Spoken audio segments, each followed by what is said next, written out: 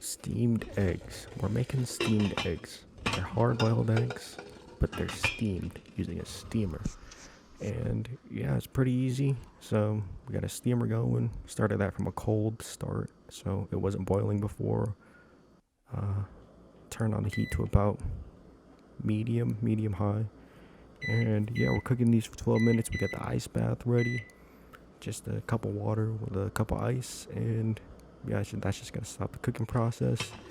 So here are our eggs 12 minutes later, and yep, we're gonna stop the cooking process here. This will give us some really nice flowy yellow egg yolks. If you want it hard boiled, you can put it for a little bit longer. And yeah, just a standard crack peel, and yeah, it's done. Yes, these really delicious hard or soft boiled flowy egg yolks. Definitely try it out. Thanks.